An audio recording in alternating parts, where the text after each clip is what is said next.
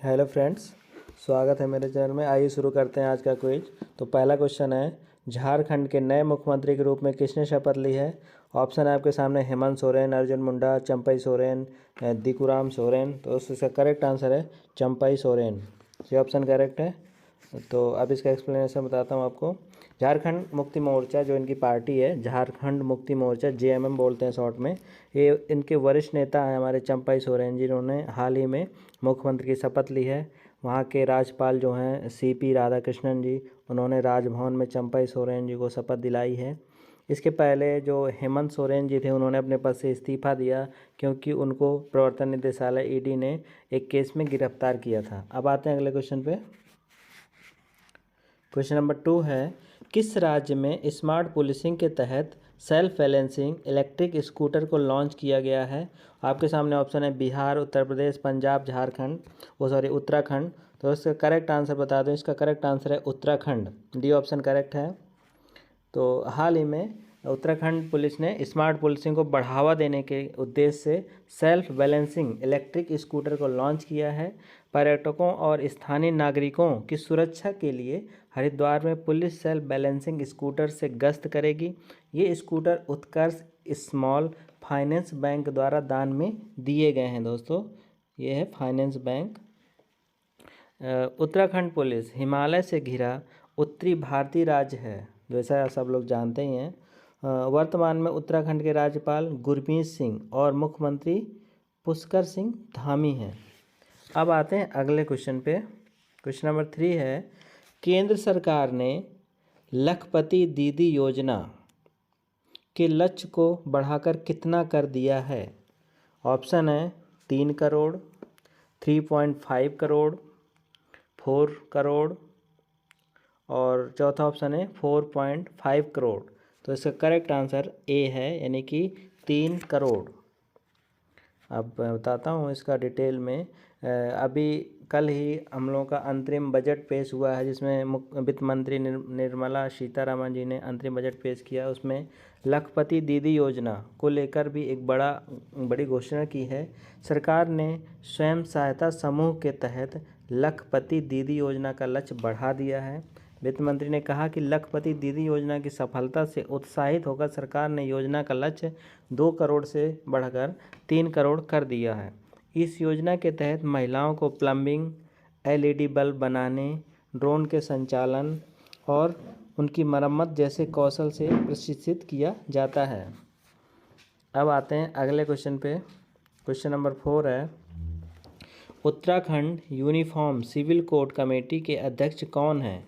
Option है रंजना प्रकाश देसाई, दूसरा option है विनय रावत, तीसरा ऑप्शन है साक्षी खंडूरी और चौथा ऑप्शन है विमल सक्सेना। तो दोस्तों करेक्ट आंसर ए है Ranjana Prakash Desai. Uttarakhand uniform civil code, short में इसको बोलते हैं यूसीसी, कमेटी की अध्यक्ष न्यायमूर्ति रंजना प्रकाश देसाई ने समिति के सदस्यों के साथ उत्तराखंड के मुख्यमंत्री पुष्कर सिंह धामी को यूसीसी की अंतरिम रिपोर्ट सौंपी। इस अवसर पर मुख्यमंत्री धामी ने कहा कि उनकी सरकार 5 फरवरी को इसके संबंध में विधानसभा सत्र में विधेयक लाएगी। अब अगले क्वेश्चन पे आते हैं। क्वेश्चन नंबर 5 है, भारतीय वायुसेना के द्वारा एक्सरसाइज वायु शक्ति 24 का आयोजन कहाँ किया जाएगा? ऑप्शन है आपके सामने श्रीनगर, दूसरा ऑप्शन है पठानकोट, तीसरा ऑप्शन है जैसलमेर, चौथा ऑप्शन इंदौर है। तो उसका करेक्ट आंसर है जैसलमेर। ऑप्शन सी करेक्ट है दोस्तों इसका।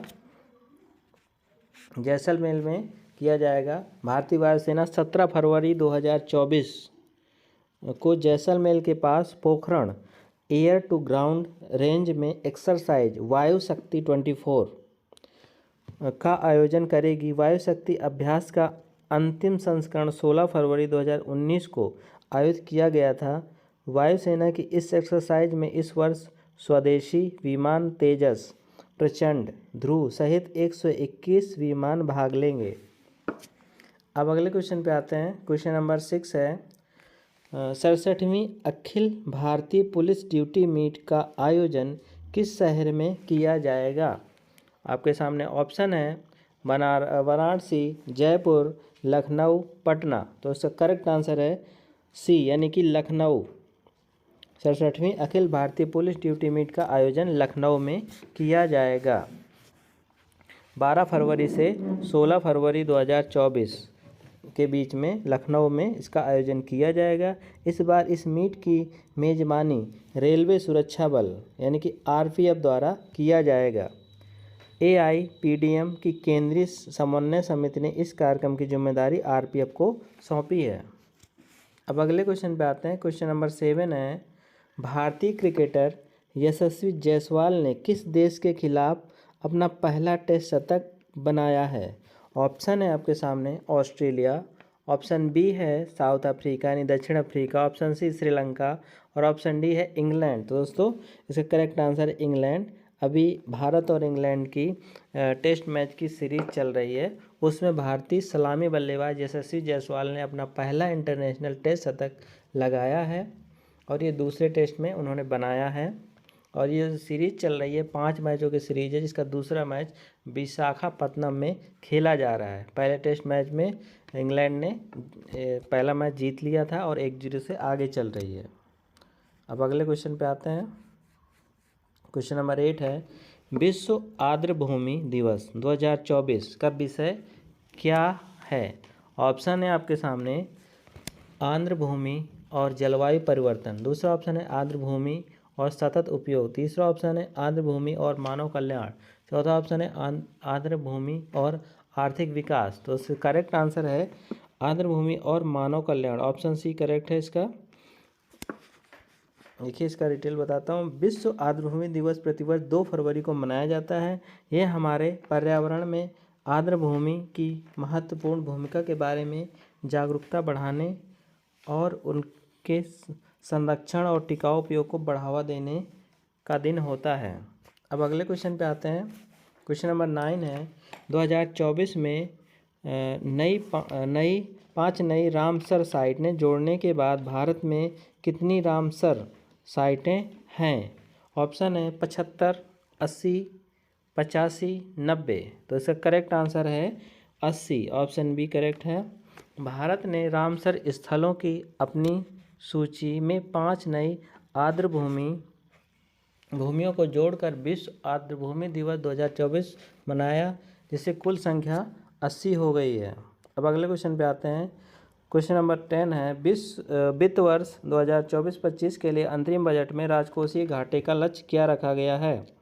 तो ऑप्शन है आपके सामने सकल घरेलू उत्पाद का 3.5%, सकल घरेलू उत्पाद का 4.5%, सकल घरेलू उत्पाद का 5.1% और चौथा ऑप्शन है सकल घरेलू उत्पाद का 6%। तो इसका करेक्ट आंसर सी है, यानी कि सकल घरेलू उत्पाद का 5.1% ये इस बार घाटे का लक्ष्य रखा गया है। और वित्त वर्ष 25-26 तक 4.5% तक पहुंचने का लक्ष्य है। तो दोस्तों ये आज की क्विज़ है। अगर आपको पसंद आई हो तो लाइक कीजिएगा, सब्सक्राइब जरूर कर लीजिएगा जिसने ना किया हो, और शेयर कीजिएगा पसंद आया हो तो। धन्यवाद।